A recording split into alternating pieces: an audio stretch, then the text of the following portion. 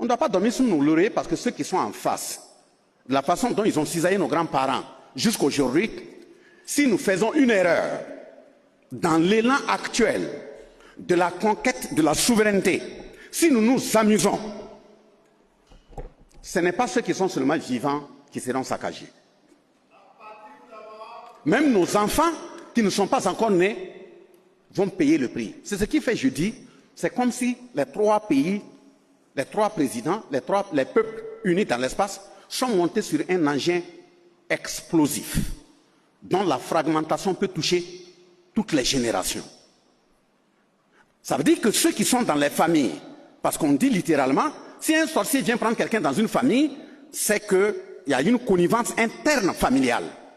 Donc ceux qui croient qu'ils peuvent servir de bras armés de ces impérialistes pour venir détruire la conquête de la souveraineté, qu'après eux ils pourront bien vivre, ils seront à l'aise, ils n'ont qu'à aller rentrer dans la case de leurs grands-parents afin de se réveiller très rapidement parce que c'est faux.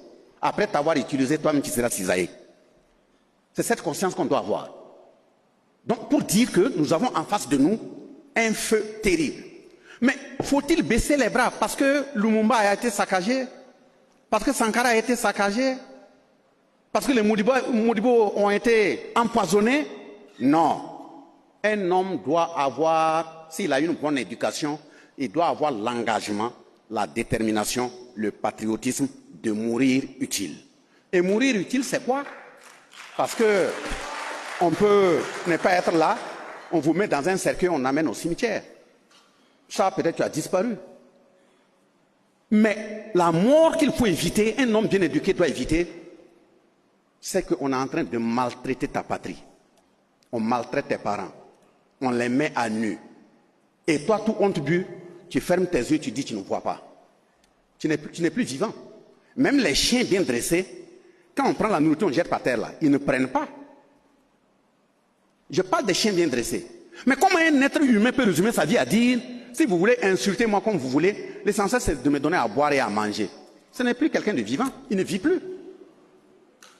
Un homme doit déterminer un idéal. Et tu dois être prêt à mourir pour cet idéal. Mais maintenant quand l'intéressé dit qu'il est prêt aussi à mourir, ce n'est pas une question de suicide. Il est dit littéralement que la bouche parle bien quand la nuque est bien protégée. Mais qui protège la nuque? Et c'est ce que j'ai dit à l'introduction. Ceux qui protègent la nuque, c'est le peuple qui doit prendre conscience qu'il y a des gens qui ont décidé de parler en leur nom. Et ces gens ne doivent pas être couchés dans la maison en train de compter le nombre de toits parce qu'à tout moment, ça peut crépiter sur lui. Si l'intéressé se retrouve dans un tel parage, c'est qu'il n'a pas un peuple. S'il a un peuple, c'est le peuple qui doit créer solidarité autour de lui et dire gare à tout ennemi qui va porter atteinte à sa vie. Et c'est le peuple qui porte la charge. Parce que tous les leaders qu'on a vus là, que j'ai cités ici, ils ont crié d'une façon ou d'une autre. Même Sankara, il a crié. Moi, je ne dis pas que quand un leader fait des discours, de ne pas l'applaudir à la télé quand il fait des discours. Un chef d'État fait des discours, on l'applaudit. Il faut même l'applaudir, c'est très bien. Mais ce n'est pas suffisant. Quand il finit le discours là, que ce soit en meeting, que ce soit en rencontre, il faut te retrouver seul. S'il s'est exprimé dans une langue que vous ne comprenez pas, associez-vous à un frère qui comprend la langue. Écoutez son discours là mot par mot et phrase par phrase. Parce que les leaders lancent des alertes. Et si tu embarques, tu laisses l'émotion embarquer le discours, il y a des choses que tu ne vas pas déceler. Des appels peuvent être lancés, des alertes peuvent être lancées entre les lignes des discours. C'est-à-dire, venez, je suis suivi du feu. Je prends un exemple. Sankara a crié. C'était pendant un message face à la presse. Les gens ont applaudi, voilà quelqu'un qui est courageux. Il dit, je suis sur une pente raide, un cycliste en train de pédaler. À gauche, c'est des précipices, à droite, c'est des précipices. Si j'arrête de pédaler, je vais tomber. Je suis obligé de continuer. Il n'y a pas une autre façon de vous dire, je ne suis plus en vie. On a fait quoi? Il y a Norbert Zongo.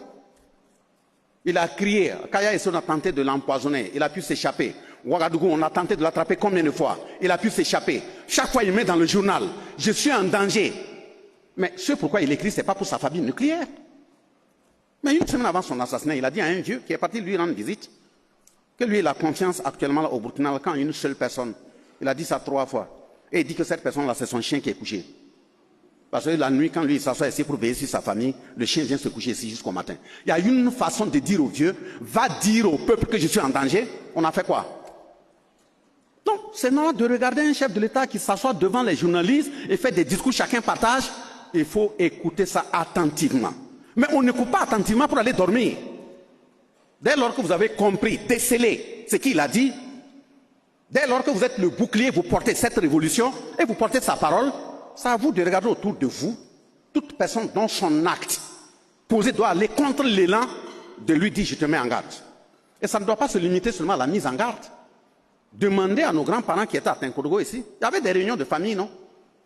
On fait la réunion de famille. Si tu déconnes, on te met en garde. Si tu continues, on choisit 2, 3 personnes bien baraquées, on t'attrape, ils vont au flanc de la colline, ils reviennent rendre compte. C'est terminé. Le terrorisme aussi, ça doit être comme ça. Comme un enfant, vous avez un frère, vous savez bien qu'il ne fait rien. Mais à un moment donné, il commence à rouler carrosse. Il distribue de l'argent. Il change de rythme de vie. Et c'est lui qui doit aller être le répondant de l'ennemi dans la famille. Et d'autres personnes même se taisent parce que, bon, comme il a l'argent, il vient et leur donne là, c'est pas la peine de réagir. D'autres savent très bien que les actes qu'ils posent là, c'est pas des actes qu'ils doivent poser, mais on regarde. Des femmes qui frient des poissons, qui prennent, qui rentrent en brousse, on ne sait même pas qui ils vont vendre, et deviennent subitement riches. Et chacun s'assoit, on appelle, oui, la gendarmerie n'a qu'à venir, l'armée n'a qu'à venir, la police n'a qu'à venir, les douaniers n'ont qu'à venir, les eaux et forêts n'ont qu'à venir, les GSP n'ont qu'à venir parce qu'on souffre. Non, le nettoyage de la saleté doit commencer d'abord au niveau familial. La famille se réunit, la communauté se réunit. Toi là, on sait ce que tu fais, il faut arrêter. On te met en surveillance. Si tu répètes, la famille se réunit un soir. Et puis le temps est donné. Au revoir à tout le monde. Toi, tu es déjà attaché. Je n'ai pas terminé les termes pour dire que Barcelone a massacré ses frères. Mais je leur ai dit, c'est lui qui déconne. Si la communauté ne peut pas te régler, moi on m'appelle. Voilà. Un individu de moins pour que la communauté puisse être en paix. Ce n'est rien. On va le faire. Puis on vient, on rencontre. De toute façon, moi je n'ai pas ramassé ça par terre. Bon, on ne peut pas être là. On paie des drones, on paie des armes, on paie des fusils. Ce sont nos frères à bien tenus qui continuent de mourir. Ils viennent même souvent dans certaines localités où on constate que même l'embrasement là, c'est à partir du social, c'est à partir du familial. Vous voulez qu'il soit un sorcier pour détecter qui est complice, qui n'est pas complice? Pourquoi on fait ça entre nous? Vous imaginez encore entre nous, et ils vont se lever, ils portent leur tenue, ils chargent des camions, des centaines de camions et des centaines de camions pour aller délivrer des frères qui sont dans le fin fond, en sautant sur des mines. Quand ils font ces missions, s'ils reviennent, si ce n'est pas 5 morts, c'est 10 morts. Ça veut dire qu'on déchiquette des Burkinabés qui mettent leur vie dans la balance pour aller permettre à d'autres Burkinabés de survivre.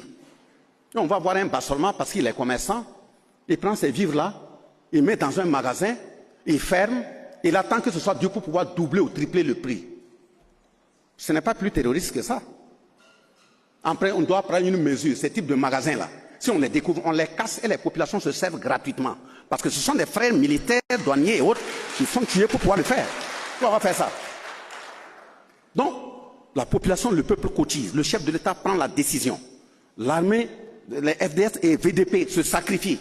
Et puis toi, tu veux utiliser ça pour t'enrichir. Mais vous croyez qu'un tel individu qui a fait tel choix, est-il prêt à changer? Il ne sera jamais prêt à changer. Donc la question sécuritaire, là, c'est notre souveraineté. Qu'on fasse en sorte que, quand ces 3 chefs d'État donc ont décidé, ils ont dit on avance. On avance là, il faut chercher la souveraineté. La souveraineté également au niveau des 4 pôles. Politique, économique, sécuritaire, culturel.